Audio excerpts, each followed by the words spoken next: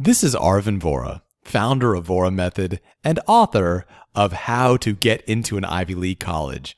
In this video, I'm going to talk about the reasonable max number of hours column on your Vora Method report.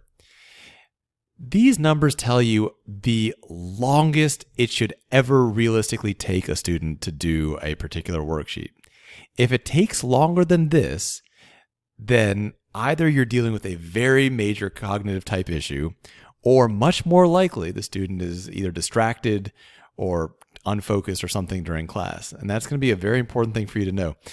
If this number, so here we have 10, if this gets to 11, something's up. The most common things that we've seen in this area are, I would say, usually music or other kind of or chat message distractions. If a student's on Facebook or listening to music during class, it's going to take a lot longer and cost a lot more money. These numbers, expected time 40 to 100 hours, that's based on a student being intense and focused. So if a student's just listening to music, which creates a major cognitive distraction, or checking Facebook the whole time while they're in class, it's not going to take 40 to 100 hours. It's going to take 300 to 500 hours.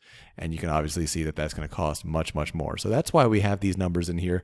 These are the upper limits. Now, should it take you this long for every single thing? No, of course not.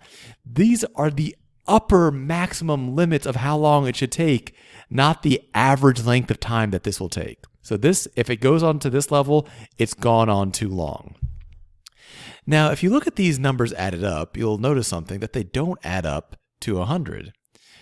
If the expected time is between 40 and 100 hours, shouldn't the maximum time length add up to 100? Well, not really, because we also have responsive worksheets.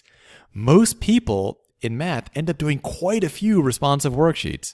And each of those responsive worksheets, that takes quite a bit of time. And in case you've forgotten, the responsive worksheets are there to address the underlying skills. Here's some of the common ones. We just put these in everyone's reports because so many people end up doing them, but there are so many more. Over here, we have ones that talk about factoring and multiplying monomials, but let's say you forgot how to add fractions. We would add that in here and make sure you develop that skill as well. You'll also notice that all of these numbers are, if you add this all up, it's much more than 40. And again, that's because these are the upper limits for how long something should ever take, not the average length of time that this takes. It is not average for Mathematical Paths Part 1 to take 10 hours, but if it takes 11 hours, something's up. We should definitely set up a consultation to go over that, and we should talk about ways to make sure that we remove any distractions, including and especially music, chat notifications, Facebook, anything like that. If you get near or above this, I can give you a 99% guarantee that the student is distracted by something.